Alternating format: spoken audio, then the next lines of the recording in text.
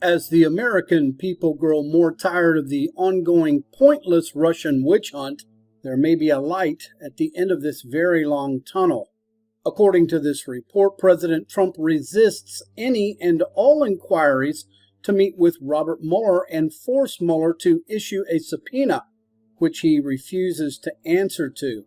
At that point, the issue goes to the Supreme Court, where the High Court would end up ruling for the president, effectively ending this drawn-out witch hunt. Looking at their tactics here, Special Counsel Robert Mueller seems determined to press forward with some version of the Spanish Inquisition, an increasingly indefensible and apparently groundless, objectively debilitating inquiry into what was initially one question: did the Trump campaign knowingly coordinate with Russia to win the 2016 presidential election? Barring something that has remained hidden for more than 20 months or so, Americans know the facts. Mueller's inquisition was triggered by several Obama-Clinton partisans, including anti-Trump appointees at the FBI and the CIA. Even the storyline is now nauseating. James Comey, despite holding clearances as head of the FBI at the time, contradicted himself before Congress. He leaked documents through a secret cutout, proudly triggering Mueller's appointment, and then cashed in big with a money-making book. And of course, former head of the CIA, Brennan, traded his role as the intelligence briefer in President Clinton's White House for political gain in President Obama's. When he ran the CIA, he fed partisan anti-Trump information to the FBI, possibly circumventing U.S. laws by procuring foreign involvement. By some reports, he may have even sought to legally block Trump's inauguration. And of course, we have Clapper, already famous for misleading Congress, under oath, and he became another vocal anti-Trump detractor. Then Andrew McCabe, the number 2 on the FBI under Comey, turned out to be a subterranean anti-Trump partisan who was reproached by the Justice Department's Inspector General for breach of integrity. Of course, he's now suing the government and suing the FBI for back wages.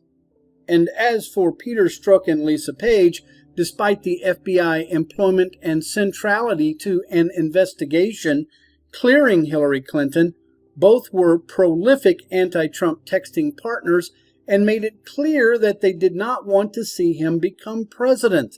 This saga rivals a Shakespearean tragedy and has frankly made average Americans disgusted. It now threatens to darken America's midterm elections, exactly what the Russians have wanted. We know that now.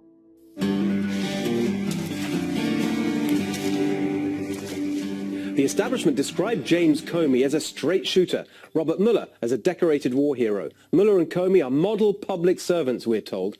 Well, yes, they are in one sense, the model being work in public service, then sell your insider expertise and connections to the highest bidder so you can enrich yourself and give an inside track to big business. It's called the swamp. And thanks to detailed research from the Government Accountability Institute in their new book, Compromised, How Money and Politics Drive FBI Corruption, we now have evidence of how both Comey and Mueller made millions off the surveillance state that they themselves promoted. After working as a partner for the law and lobbying firm McGuire Woods, James Comey joined the U.S. Attorney's Office in 1996 before being appointed Deputy Attorney General of the Department of Justice by George W. Bush in 2003. In this role, Comey repeatedly advocated for ever-increasing government surveillance, for example, by supporting the expansion of the Foreign Intelligence Surveillance Act, or FISA, in 2003. In 2005, Comey jumped ship to the private sector. And guess where this champion for spending billions of dollars of your money on government surveillance ended up? Only at one of the biggest recipients of those billions, Lockheed Martin, one of the world's top government surveillance contractors and a linchpin of our corrupt military-industrial complex. By the way, Comey wasn't in some minor advisory role. He was Lockheed Martin's general counsel, its top lawyer, and a senior vice president. Robert Mueller, meanwhile, had risen to the top job at the FBI. Comey and Mueller were extremely close friends. They were both mentored by Eric Holder in the 1990s when Holder was working in the Clinton administration's Justice Department and Mueller and Comey were junior prosecutors in Washington, D.C. and Richmond, Virginia. They worked side by side in the early 2000s on an investigation into the Khobar Tower bombers and both attending a large number of top-secret threat briefings together. Comey has said that Robert Mueller was the one person in government he could confide in. They've often been described as brothers in arms. How convenient for Lockheed Martin, then, that just at the moment when it hired the former Deputy Attorney General James Comey, a post which of course includes supervision of the FBI, James Comey's brother-in-arms, Robert Mueller, happens to be the FBI director. What an incredible coincidence that shortly afterwards, the FBI gave Lockheed Martin a $300 million deal to develop a program called Sentinel. And what a further astonishing coincidence that Robert Mueller's FBI then awarded James Comey's Lockheed Martin a $1 billion contract for a biometric surveillance program called the Next Generation Identification System. Lockheed Martin, as you'd expect, were extremely grateful to James Comey for presiding over these incredible and highly lucrative coincidences. According to documents filed with Congress, when Comey joined the Department of Justice in 2003, he was worth just over $200,000.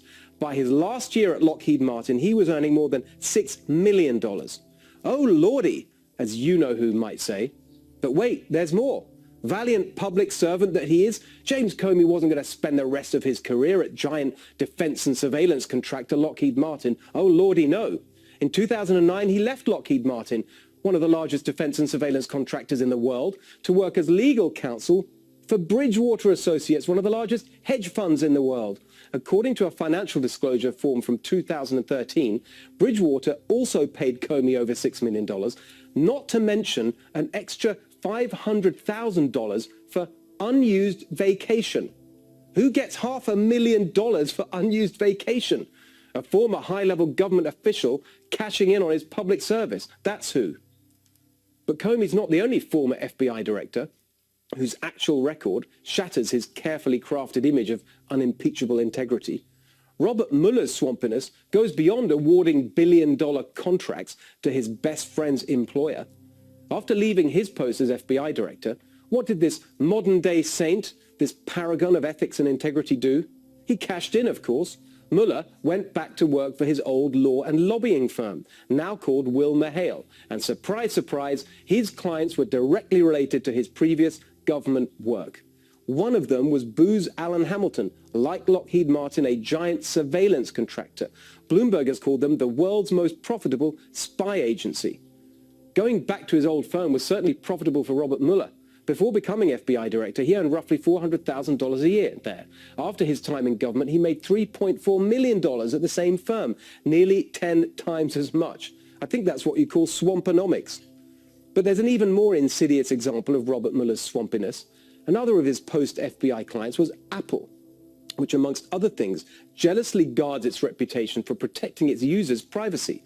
Its pompous, sanctimonious and hypocritical CEO, Tim Cook, has said that privacy to Apple is a human right. It's a civil liberty. That certainly seemed to be the case over the San Bernardino terrorists when Apple famously refused to cooperate with the FBI. But what's this? A couple of years later, Apple's former lawyer, Robert Mueller, is running a certain high-profile investigation. He asks Apple for private information from its iCloud service, information relating to one Paul Manafort. So what does Mr. Privacy Tim Cook do? Maintain his principled stand? Privacy's a human right, remember? No. Sure, Robert, he said, we'll hand it over. The Apple iCloud data led directly to criminal charges against Paul Manafort.